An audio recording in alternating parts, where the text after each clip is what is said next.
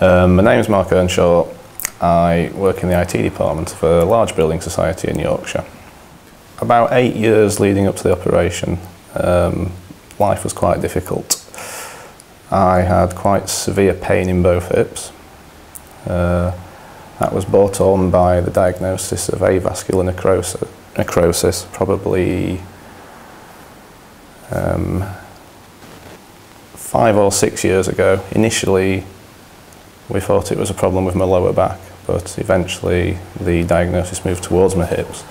And the initial surgeons that I saw gave me the advice that I should put off any kind of procedure until I'm old enough to have a total hip replacement. And it was at that point that I started to do a bit of research to check out what other options there might be. When I was 21 years old, I had a condition called Henoch-Schonlein Purpura. Now, as a result of having that, I was prescribed some, I think it's prednisolone, which is a steroid. Whilst it's not proven that it might be linked to what's happened to me, I think that, personally, I think that's what's caused the avascular necrosis. There are various thoughts out there, I think, in the medical community as to what does cause it, but I think that's probably what, because before that I was perfectly healthy. But that was given as an autoimmune suppressant to treat the Henoch-Schonlein Purpura. So how did that affect? Did that have an effect on your job, or?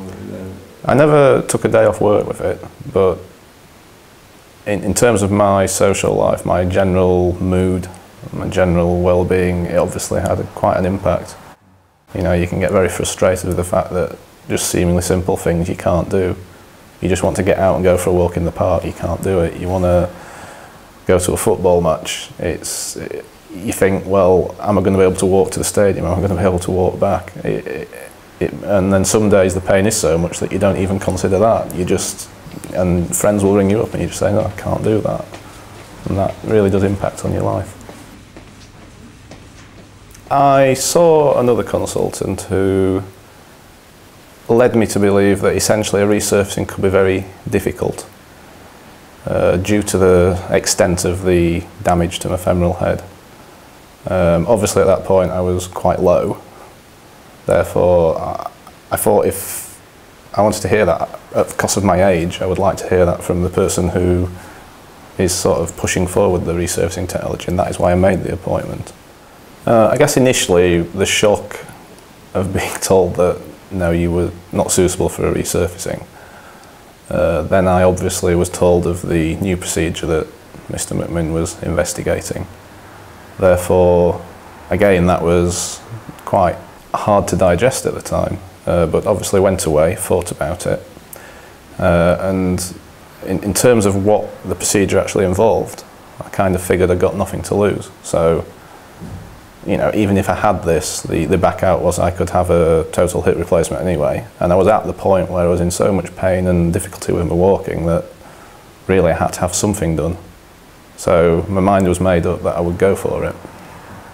In terms of the pain, it was incomparable to the pain I was suffering before the operation. I mean, immediately as soon as the operation was over, it was, apart from the obvious swelling and the bruising, which is obviously from the traumatic experience of the surgery, everything was very, very good. And for the first hip, which was done approximately 7 months ago now, I soon improved to the point at 2 months where I was walking around unaided with no crutches or sticks, which was a hell of an achievement, because I'd been dragging that leg behind me for the past 6 years, and that was now leading my other leg. It must be quite a relief and having all that pain going. Oh, amazing, because I mean the hip that was done first because it was the worst hip, and there was actually bone on bone, and it was actually grating away at my in the acetabulum, the pelvis, therefore that was causing me extra pain.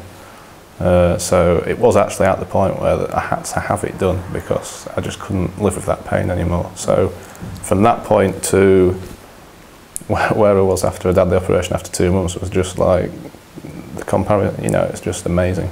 I couldn't believe the amount of pain relief I had.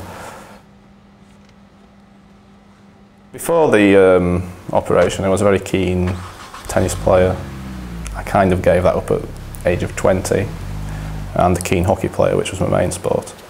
I think obviously post the operation I'm at early stage yet, so I need to just take it carefully. But the other sport that I play is golf, which I managed to keep playing throughout the pain with my hips. And I'm hoping when I get back I'll be able to play more regularly and improve my handicap.